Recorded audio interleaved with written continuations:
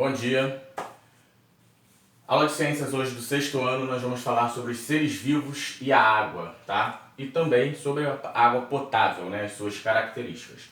Eu vou pedir que vocês realizem os exercícios diversos número 7, capítulo 3, página 11, 12 e 13. Gente, antes da gente começar a nossa aula, eu já vou deixar aqui o pedido da atividade devolutiva número 1 relacionado ao capítulo 3, ok? O que eu quero que vocês façam? Bem simples, eu quero que vocês façam uma dissertação, tá? Não precisa ser nada muito grande, que explique a importância da água para os seres vivos aqui no planeta Terra, tá? Então eu quero toda essa importância relacionando a água e os seres vivos. Quando eu digo seres vivos, lembrem-se que não é só o ser humano, são todos os seres vivos que vivem no planeta. Até mesmo porque a gente sabe que todos os seres vivos necessitam de água para poder viver, ok? Então vamos lá. A aula de hoje é bem simples, né? Mais uma introdução do capítulo 3. E aí a gente começa a falar de um bem que é considerado o mais precioso no nosso planeta, que é a água. Muita gente discute, né, sobre petróleo, sobre riquezas, enfim, e acaba esquecendo da água, acaba esquecendo que a água ela tem que ser um recurso muito bem preservado, muito bem utilizado, né, no caso utilizado com consciência, para que não venha a faltar no futuro. A gente sabe que não existe nenhum ser vivo conhecido até hoje que consiga viver sem a água. Ou seja, todos os seres vivos têm uma dependência enorme para viver quando trata-se de água, ok? E essa água, gente, apesar da gente ser conhecido como planeta azul ou planeta água, né, justamente pela imensidão que nós temos de oceanos, essa água ela é muito, muito escassa quando a gente fala em recursos para o ser humano. Por quê? Porque se a gente parar para ver que o nosso planeta, né, 70% do globo terrestre é formado por água, ou seja, por oceanos, né, rios, mares, enfim, mas a grande maioria oceanos, a gente fala, caramba, 70% é muita coisa, só 30% é de continente, mas esses 70%, gente, não estão disponíveis para a gente em relação a consumo. Por quê? Porque desses 70% de água do planeta, 97% está em forma salgada, ou seja, não serve para consumo. Aí vocês podem se perguntar, poxa, mas em pleno século XXI a gente ainda não tem recursos para dessalgar a água? Obviamente que tem. Nós temos, inclusive existem países como o Japão, que já utiliza desse recurso para poder dessalgar a água e ter água potável, tá? Mas por quê? Primeiro porque o Japão é um país, é uma ilha, né? Segundo, porque o Japão é um país extremamente rico, né? Então, quando a gente fala desse processo de dessalgar a água, né, deixar ela potável, deixar ela doce, como a gente diz, né, é complicado, porque é um processo extremamente caro ainda. E ainda não se tem recursos para baratear esse processo.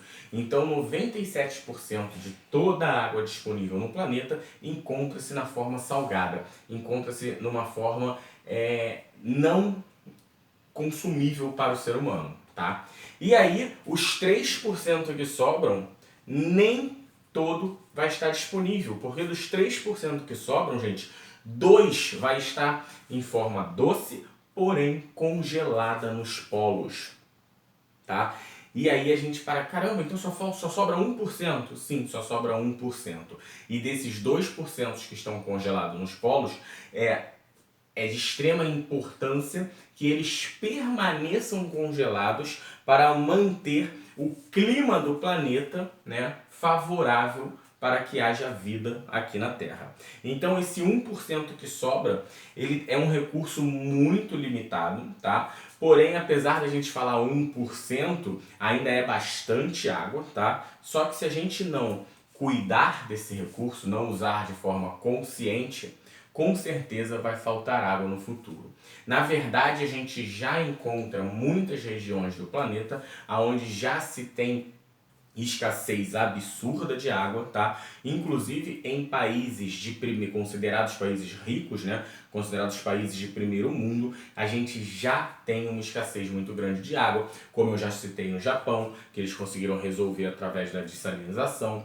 Outro país que sofre muito com a escassez de água é a Alemanha, tá? Que acaba tendo que muitas vezes importar água de outros países vizinhos. Então, países de primeiro mundo, países ricos, já sofrem com essa escassez. Nós, aqui no Brasil, temos uma grande vantagem de possuir grandes aquíferos, né? Aquíferos são águas subterrâneas, né? Grandes poções, grandes lagos literalmente subterrâneos, e aí esses aquíferos, como o aquífero Guarani, como o aquífero Alter de Chão, são considerados os maiores aquíferos do planeta. Nós temos uma reserva, né, vegetal muito grande, o que ajuda nas nascentes, e quando a gente desmata essas reservas, a gente acaba secando as nascentes, secando a nascente, a gente acaba com rios, com lagos, enfim, com represas. Então é muito importante esse uso consciente. E o que seria o uso consciente?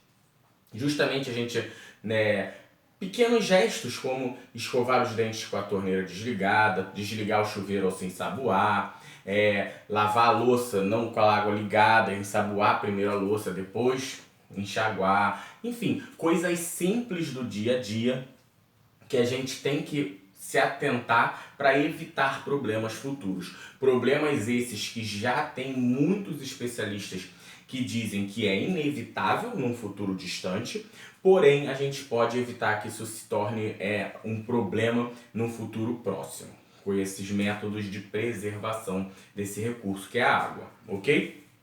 E aí, gente, para a gente finalizar, eu queria falar sobre as características do que é uma água potável. Quais são as características da água potável? Ela tem que ter 3 características. Ela tem que ser incolor, insípida e inodora.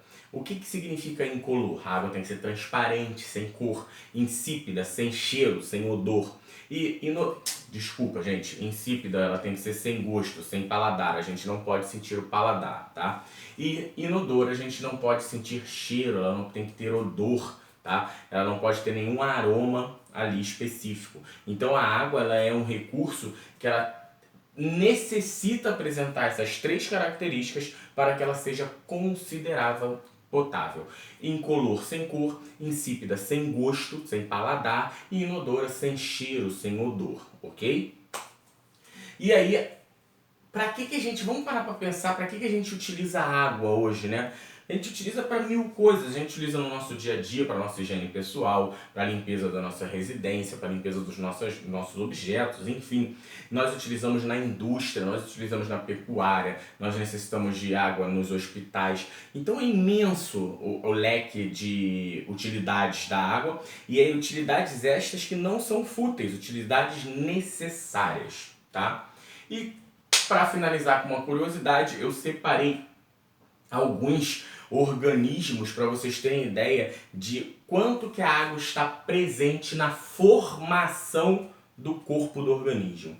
Por exemplo, nós, os seres humanos, tá, adultos, o nosso corpo é formado por até 70% de água. Então 70% do nosso corpo é água. Quando a gente é feto, quando a gente é um embrião, um feto, o nosso corpo é formado por até 90% de água, tá? Mas o mais impressionante é a gente adulto, é a gente já formado, 70% é água, tá? E aí se a gente for para uma água viva, tá? O que é uma água viva? Uma água viva é um quinidário, é um invertebrado que vive no mar, todo mundo conhece. O corpo da água viva é formado por até 95% de água, tá? Só 5% não é água. E, por exemplo, uma fruta, vamos pegar a melancia. A melancia tem o seu corpo formado por 96% de água. Só resta 4% de outros elementos. Ou seja, é muita coisa. 90% do corpo formado de água é muita coisa. E o corpo de todos os outros seres vivos também são formados por uma imensa maioria de água, ok? Então, galera, lembrando o uso consciente desse recurso e as importâncias que ele nos apresenta para a vida no planeta, tá? Como sempre, eu vou pedir que vocês deem uma lida no conteúdo, façam o resumo, porque é importante, ok? Muito obrigado, até a próxima, gente. Próxima aula a gente continua.